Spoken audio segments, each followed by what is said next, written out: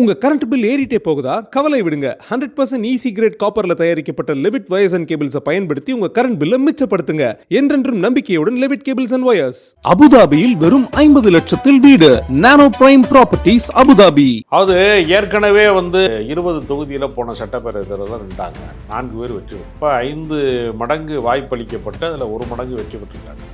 5-20ங்கிறதுல 4 MLA தான் வச்சு இந்த முறை அதை நாங்கள் டபுளாக கேட்போம், 40 தொகுதி கேட்போம் அப்படின்னு சொன்னாங்க. இப்போ நேற்று காலையில் வரைக்கும் என்ன நடந்துச்சுன்னா 60 தொகுதி கேட்குறாங்க. அதிமுக தான் ஒதுக்கப்பட்டிருக்கு. நம்ம வழக்கமாக என்ன சொல்லிட்டு இருந்தாங்கன்னா அதிமுக ரொம்ப கம்மியான சீட் தான் இந்த வாட்டி நிற்க போகுது, பாஜக அதிகமாக கேட்குது அப்படின்ற தகவலாம் சொல்லிட்டு இருந்தாங்க. பாஜகவுக்கு வெறும் 23 சீட்டு, அதிமுக ஒரு பெரும்பான்மைக்கு தேவையான அதிக சீட்டை எடுத்து வச்சிருக்கு. அப்படிங்கும் போதே அங்கே ஒரு மாஸ்டர் தானே இருக்காரு. அப்போ இவர்கள் குறிப்பிட்ட தொகுதிகளையோ கூட்டணியையோ ஓபிஎஸ் ஏற்கவில்லை, டிடிவி தினகரன் ஏற்கவில்லை, தேமுதிக இவங்க பக்கம் கேட்கவே இல்லை சீட். அது டிஎம்கே கூட்டணிக்கு தான் அடி போட்டு வச்சிருக்காங்க. இந்த தலைவருக்காக ஒரு கூட்டம் வரும். இப்போ அண்ணாமலை தனித்து ஏக்கம் கண்டா கொங்கு மண்டலத்திலையும் ஒரு செல்வாக்கு வரும். அப்போ எடப்பாடியை வீழ்த்தலாம். அப்போ அதை அண்ணாமலைக்கு ரெட் கார்டு போட்டாங்க அப்படின்னு எழுதுறதெல்லாம் எதுக்காக எடுத்துக்காங்க?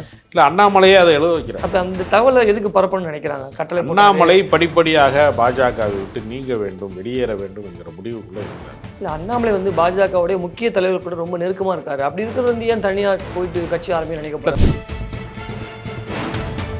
HiQE campus NEET crash 2026 revision attack. எங்க டீச்சர்ஸ் உங்க டைம்ல இந்தியா ரேட்ல. உடனே ஜாயின் பண்ணுங்க. வெறும் ரூபாய் 4720 மட்டுமே. ஆகாயம் வாய்ஸ் நேயர்களுக்கு அன்பு. நம்முடன் சமூக செயல்பாட்டாளர் மற்றும் அரசியல் விமர்சகர் திரு ராஜகம்பீரன் இணைந்திருக்கிறார். வணக்கம் சார். வணக்கம். அதிமுகவில் தொகுதி பங்கீடு தொடர்பாக பாஜகவுடைய முக்கியமான நபர்கள் ஒருத்தரான பியூஷ் கோயல் சென்னைக்கு வந்தார். தொகுதி பங்கீடு தொடர்பாக நிறைய விஷயங்கள் பேசினதாகவும், அதில் அதிமுகவுக்கு 170 தொகுதிகளும் பாஜகவுக்கு 23 தொகுதிகளும் மற்ற கட்சிகளுக்கும் தொகுதி பங்கீடு நடந்தது அப்படின்னு சொல்லி தகவல் வந்துட்டு இருக்கு சார்.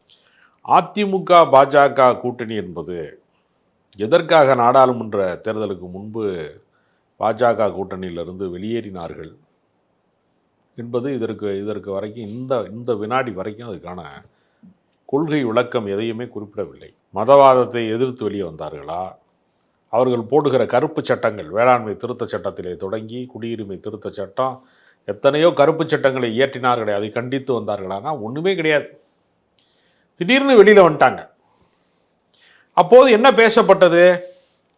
பாஜகவோடு கூட்டணியிலே இருந்தால் அதிமுகவினுடைய வாக்கு வங்கி மிக மோசமாக பாதிக்கும், அதனால் வெளியில் வந்துட்டாங்க என்று பேசப்பட்டது. அதற்கு பின்பு போய் மறுபடியும் பாஜகவோட சேரவே மாட்டோம்னு கற்பூரத்தில் அடித்து சத்தியம் பண்ணுறது மாதிரி பல ப்ரெஸ் மீட்டில் சொன்னார் எடப்பாடி பழனிசாமி.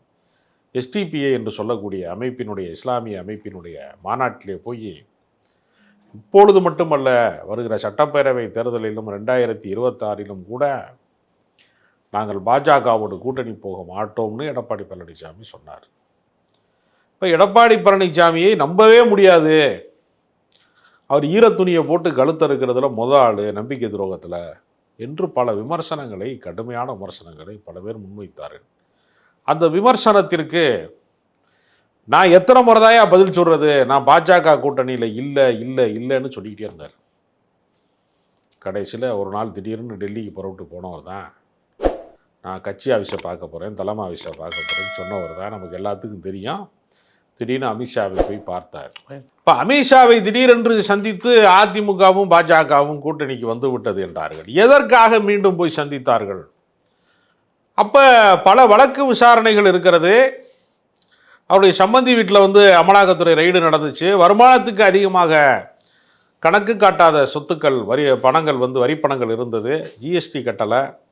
எடப்பாடி பழனிசாமியின் மகனே கூட ஜிஎஸ்டி கட்டாதில் 250 கோடி பாக்கி இருக்கிறது என்று பல பிரச்சனைகள் வந்தது. 1000 கோடிக்கு மேலே பல மோசடிகள் இருக்குது அப்படிலாம் வந்துச்சு. அதன் விளைவாகத்தான் எடப்பாடி பழனிசாமி மறுபடியும் பாஜக பக்கம் பாஞ்சிட்டாருன்னு சொன்னாங்க. சரி, அது வரைக்கும் கூட நமக்கு பிரச்சனை இல்லை. பாஜகவோடு ஏற்கனவே அதிமுக கூட்டணியில் இருந்திருக்கிறது, ஜெயலலிதா காலத்தில் இருந்திருக்கிறது.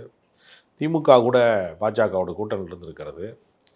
அதனால என்ன அப்படின்னு நினச்சோம்னா, அந்த காலகட்டத்திலே பாஜகவோட அதிமுக கூட்டணியில் இருந்ததுக்கும் இப்போது இருப்பதற்கும் வேறுபாடு இருக்குது. என்ன வேறுபாடுனா, ஜெயலலிதாவை பார்ப்பதற்காக இதே பியூஷ் கோயல் வந்திருக்கிறார். அப்பாயின்மெண்ட் மறுக்கப்பட்டு, காத்திருக்கப்பட்டு, இழுத்தடிக்கப்பட்டுலாம் இருக்கார். தன்னுடைய தலைமை பண்பு, தன்னுடைய ஆளுமை பண்புக்கு கீழே நீ எவ்வளோ பெரிய ஆளாக இருந்தாலும் சரி, வாஜ்பாய் அரசாங்கமாக இருந்தால் கூட கவிழ்த்து விடக்கூடிய ஆற்றலோட ஜெயலலிதா இருந்தாங்க. சங்கராச்சாரியாராக இருந்தாலும் தவறு செய்தால் நான் வந்து கைது செய்து சிறையில் அடைப்பேன்னு சொல்லக்கூடிய இடத்துல ஜெயலலிதா இருந்தாங்க.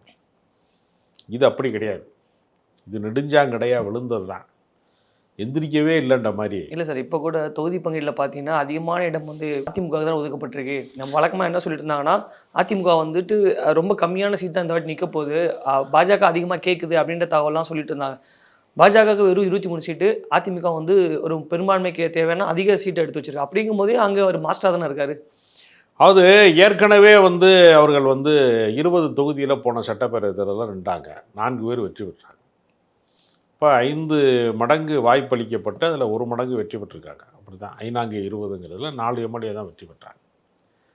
இந்த முறை அதை நாங்கள் டபுளாக கேட்போம், 40 தொகுதி கேட்போம் அப்படின்னு சொன்னாங்க. இப்போ நேற்று காலையில் வரைக்கும் என்ன நடந்துச்சுன்னா 60 தொகுதி கேட்குறாங்க. எதுக்கு 60 அப்படின்னு கேட்டால் 40 பாஜகவுக்கு, 20 வந்து 10 தொகுதி வந்து ஓபிஎஸ்க்கு, 10 தொகுதி வந்து டிடிவி தினகரனுக்கு. என்டிஏ கூட்டணி வந்து ஒருங்கிணைக்கப்படணும், ஒன்றுபட்டால் தான் வலிமை வரும் அப்படிலாம் சொன்னாங்கல்ல. ஆனால் அப்படிதான் முடிந்ததான்னு கேட்டால் செய்தியாளர் சந்திப்பில் 170 தொகுதி வரைக்குமே நீங்கள் குறிப்பிட்டது மாதிரி அதிமுக போட்டியிட போகுது. 73 தொகுதி எடப்பாடி தான் முதலமைச்சர் வேட்பாளர். 23 தொகுதியில் பாஜக போட்டியிட போகுது. 6 தொகுதியில் டிடிவி தினகரன், 3 தொகுதியில் ஓபிஎஸ்.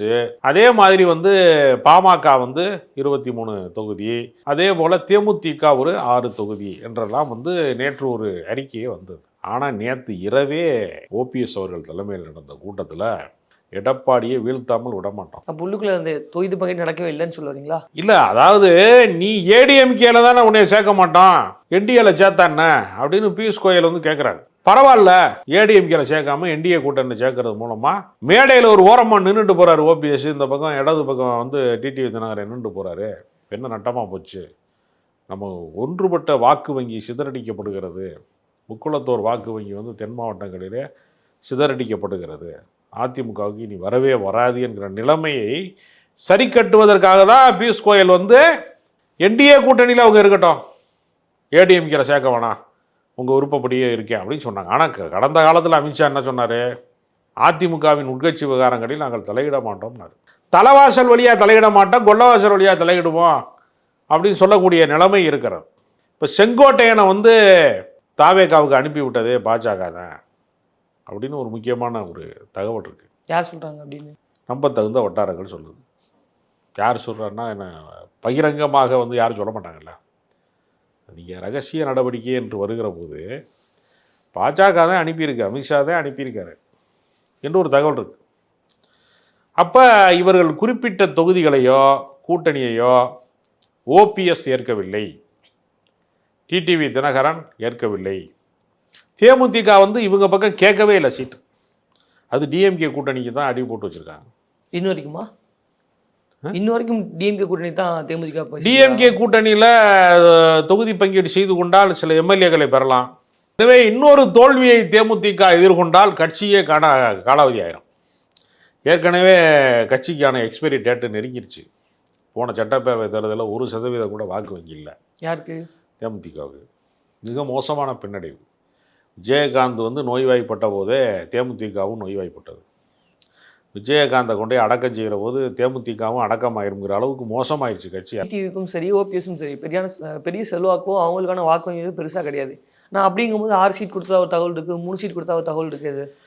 அது ஏற்கலையே. நான் உனக்கு முதலமைச்சர் வாய்ப்பே கொடுத்துருக்கேன், ஜசிகலா மூலமாக உனக்கு நாங்கள் தந்திருக்கக்கூடிய வாய்ப்பு முதலமைச்சர் வாய்ப்பு. நீ என்ன எங்களுக்கு எம்எல்ஏ பிச்சை போடுறியா, சட்டமன்றத்தில் போட்டியிடுறதுக்கு வேட்பாளராக நீ என்ன பிச்சை போடுறியா, நீ என்ன எங்களை வந்து என்டிஏ கூட்டணியில் ஓரம் அடிக்க வைக்கிறது? அப்போ அந்த தகவல் எதுக்காக சார் கசிவிடப்படுது? ஒன்றுபட வேண்டும் என்று பாஜக விரும்புகிறது. ஏன்னா பாஜகவை பொறுத்தவரையில் அதிமுகவோடு கூட்டணி காண்பதால் அடைய வேண்டிய அரசியல் அதிகாரத்தை அடையாமல் போய்விடுவோமோ என்கிற அச்சம் அவர்களுக்கு இருக்கிறது. அந்த அச்சத்தின் காரணமாகத்தான் அவங்க யாரையும் விட்டு கொடுக்காம ஓபிஎஸ்ஸை வெளியில் போயிடாதிய நாங்கள் பேசிக்கிறோம், டிடி தினகரனை வெளில போயிடாதிய நாங்கள் பேசிக்கிறோம்னு ஒரு காம்ப்ரமைஸுக்குள்ளே கொண்டு வரணும், எல்லாரையும் ஒருங்கிணைக்கணும் என்று அவர்கள் பேசி பார்த்தாங்க. அதனுடைய ஒரு முதன்மையான பேச்சுவார்த்தையினுடைய ஒரு முதற்கட்டமாகத்தான் பியூஷ் கோயல் வந்தார். அது பியூஷ் கோயல் பேசின விஷயம் எல்லாமே அவர் காலையில் வந்துட்டு சாயங்காலம் ஃப்ளைட் ஏறுறதுக்குள்ளேயே அது பியூஷ் போயிடுச்சு அப்படிங்கிற மாதிரி அந்த லைட் எரியலை அப்படிங்கிறது. பியூஷ் கோயல் அப்புறம் இபிஎஸோட சந்திப்பின் போது அண்ணாமலை வரல அப்படின்னு சொல்கிறாங்க. ஒரு பக்கம் வந்து அண்ணாமலை வர வேண்டாம்னு பாஜக தலைமையிலேருந்து சொல்லப்பட்டது தகவலாக சொல்கிறாங்களே, இந்த மாதிரி விஷயங்கள் என்ன நடக்குது? அண்ணாமலையை வர வேண்டாம்லாம் பாஜகவில் சொல்ல மாட்டாங்க.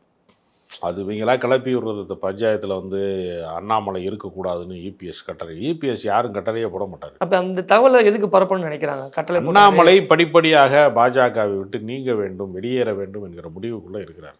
யாரு? அண்ணாமலை. தமிழ்நாட்டு அரசியலில் பாஜகவினுடைய போக்கு என்பது எந்த பலனையும் தராது என்பதை அண்ணாமலை உணர்ந்து கொண்டார். அதனால் அண்ணாமலை தனித்த இயக்கம் காண்பதா, கட்சி நடத்துவதா என்கிற மிக தீவிரமான முயற்சியில் இருக்கார். அவர் வேறு ட்ராக்கில் போவாருங்கிறதுனுடைய அச்சத்தின் காரணமாகத்தான் அவருடைய சொத்து பட்டியலை வெளியிட்டாங்க. இல்லாட்டினா அவர் சொத்து பட்டியலை திமுக வெளியிடலை, கம்யூனிஸ்டுகள் வெளியிடலை, எதிர்கட்சிக்காரன் வெளியிடுறாங்க. பாஜகக்காரன் தான் வெளியிட்டான். இல்லை, அண்ணாமலை பாஜகவுடைய முக்கிய தலைவர் கூட ரொம்ப நெருக்கமாக இருக்காரு. அப்படி இருக்கிறது ஏன் தனியாக போயிட்டு கட்சி ஆரம்பி நினைக்கப்படாது? தமிழ்நாட்டிலே பாஜகவிற்கு வாக்கு வங்கி உயர்த்துவதோ அதிகார மையத்துக்கு வருவதோ சாத்தியமில்லைங்கிறதுனால. உதாரணத்துக்கு காங்கிரஸிலே இருந்து பிரிந்து தமிழ் மாநில காங்கிரஸை பூப்பனார் நடத்தினார். அதே மாதிரி காங்கிரஸ் கட்சியிலிருந்து தான் திரிணாமுல் காங்கிரஸ்லாம் உருவாச்சு. பல இயக்கங்கள் அப்படி வந்திருக்கிறது. ஒரு கட்சியிலிருந்து வெளியேறி தங்களை வலிமையானவர்களாக மாற்றிக்கொண்டவர்கள் ஹீரோயிசமா கட்சியில். இந்த தலைவருக்காக ஒரு கூட்டம் வரும். இப்போ அண்ணாமலை தனித்து இயக்கம் கண்டா கொங்கு மண்டலத்திலையும் ஒரு செல்வாக்கு வரும். அப்போ எடப்பாடியை வீழ்த்தலாம். இன்னொரு பக்கம் தன்னை நிரந்தர தலைவராக்கிக்கலாம்ல. இவங்க நினைச்சா தலைவராக வச்சிருப்பாங்க. தேசிய தலைமையில் டபக்குன்னு கூப்பாரை தூக்கி அடிச்சுட்டு நயினா நாகேந்திரன் தான் நாளைக்கு தலைவருமாங்க. இந்த சுழற்சிக்கெல்லாம் அவர் தயாராகிறார். அவர் ஐபிஎஸ்ஸை விட்டு வந்திருக்காரு. இளைஞர், அவர் வெறும் 40 வயதுக்காரர். அவர் மிக தீவிரமான அரசியல் களத்தை விரும்புகிறார். அதில் பாஜகவில் இடமில்லை என்கிற காரணத்தினால தனித்த இயக்கம் காணப்போகிறார். அதனால் அவருக்கும் இந்த பேச்சுவார்த்தைக்கும் எந்த சம்மந்தம் கிடையாது. அப்போ அதை அண்ணாமலைக்கு ரெட் கார்டு போட்டாங்க அப்படின்னு எழுதுறதா எதுக்காக இருந்துருக்காங்க? இல்லை, அண்ணாமலையே அதை எழுத வைக்கிறார். ஓ, அண்ணாமலை அவர் பக்கத்தில் எழுதுறேன். தன்னை பற்றிய செய்தி எப்போவுமே உயிரோடு இருக்கணும், உயிர்ப்போடு இருக்கணும், சோசியல் மீடியா ட்ரெண்டிங்லேயே இருக்கணும். கரெக்டாக எதுக்கு அவர் சாட்டை எடுத்து அடிக்கிறாரு? அது வலிக்காத சாட்டை எடுத்து அடிக்கிறார். மீடியா அட்டென்ஷன் எப்போவுமே அவருக்கு தேவைப்படுது. அந்த அடிப்படையில் தான் அண்ணாமலை எஸ்கேப் ஆகியிருக்காரே தவிர இந்த கூட்டணி கிரிமினல் வேஸ்ட்டாக மாறப்போகுது. இந்த கூட்டணியால் பெரிய பலன்கள் ஏற்படாது என்கிற ஒரு கருத்து அண்ணாமலைட்ட. டிடிவி தினகரன், ஓபிஎஸ் அவங்களுக்கு அதிமுகவோட இணைஞ்சாதான் வாய்ப்பு அப்படின்னு எடுத்துக்கலாம். அப்படின்னா அவங்க தனியாக நின்னாலும் ஒரு குறைஞ்சபட்சம் அவளை வாக்கு பிரிப்பாங்களே தவிர அவங்களுக்கான செல்வாக்குன்னு பெருசாக கிடையாது. ஸோ அப்படிங்கும்போது டிடிவி தினகராக இருக்கட்டும், ஓபிஎஸ் இருக்கட்டும், நீங்கள் சொன்ன மாதிரி பியூஷ் கோயல் அது செல்ஃப் எடுக்கலை அப்படின்னா இவங்களுடைய நிலை என்ன இருக்கும்? திமுக ஓபிஎஸ் போன்ற தலைவர்களை வரவேற்க தயாராக இருக்கிறது. முக்குளத்தோருடைய வாக்கு வங்கி என்பது திமுக பக்கம் சாய வேண்டும் என்பதற்கான வேலை திட்டம் ரொம்ப ஜரூராக நடக்குது. ஓபிஎஸ் வருவார் திமுகவுக்கு? ஒரு மூத்த தலைவர், மிக கண்ணியமாக நடத்தப்படுவார், மரியாதையாக நடத்தப்படுவார் அப்படின்னா வர்றதில் என்ன தப்புன்னு நினைப்பாங்கல்ல. அதனால் திமுக பக்கம் அவர் வருவதற்கான ஒரு வாசல் இருக்கிறது, இன்னுமே இருக்குது அப்படின்னு சொல்லலாம். ஆமாம். இன்னொரு விஷயம் நமக்கு எல்லாருக்குமே தெரிஞ்ச விஷயம், செங்கோட்டையன் மாதிரி, நாஞ்சில் சம்பத் மாதிரி தாவேகா பக்கம் போவதற்கான ஒரு வாய்ப்பு இருக்குது. இரண்டு வாசல்கள் திறந்துருக்கிறார். இதில் ரொம்ப சேஃப்டியான இடம் எதுனா திமுக தான். இல்லை, ஓபிஎஸ் தாவேகாவுக்கு போகும்னு நினைப்பாரான்ற? இல்லை, அவர் போவார். அங்கே போய் என்ன அரசியல் பண்ண முடியும் அவரால்? இல்லை, அதாவது கட்சியில் போய் சேர மாட்டார். ஒரு தனித்த அமைப்பாக வைத்துக்கொண்டு கூட்டணி காணலாம். ஒரு இளைஞர் கூட்டம் இருக்குது அப்படிங்கிறக்கா ஒரு கூட்டணி காணலாம். ஆனால் பெரும்பகுதி அவருக்கு, அவருடைய இமேஜுக்கு விஜய் போன்றவர்களை ஏற்பது என்பது அவருக்கு ஒரு பின்னடைவை தான் தரும். அதனால் திமுக பக்கம் அவருக்கு அதிகபட்ச வாய்ப்பு இருக்கிறது.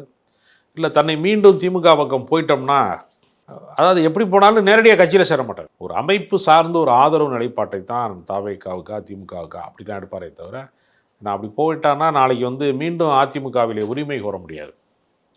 அந்த நிலைப்பாட்டை எடுப்பதில் அவருக்கு சிரமம் வந்துடும். அதனால் தனித்து நிற்பது அல்லது ஏதாவது ஒரு ஆதரவு நிலைப்பாடு என்கிற 2 வாய்ப்பு தான் அவருக்கு இருக்குது. காலம்தான் அதற்கு சரியான பதில். உங்களுடைய கருத்துக்களை எங்களோட பகிர்ந்தமைக்கு மிக்க நன்றி. உங்க கரண்ட் பில் ஏறிட்டே போகுதா? கவலை விடுங்க. 100% ஈஸி கிரேட் காப்பர்ல தயாரிக்கப்பட்ட லெவிட் வயர்ஸ் அண்ட் கேபிள்ஸை பயன்படுத்தி உங்க கரண்ட் பில்லை மிச்சப்படுத்துங்க. என்றென்றும் நம்பிக்கையுடன் லெவிட் கேபிள்ஸ் அண்ட் வயர்ஸ். அபுதாபியில் வெறும் 50 லட்சத்தில் வீடு. Nano prime properties, Abu Dhabi. ஹை QE campus NEET crash 2026 revision attack. எங்க டீச்சர்ஸ் உங்க டைம்ல இந்தியா ரேட்ல. உடனே ஜாயின் பண்ணுங்க. வெறும் ரூபாய் 4720 மட்டுமே.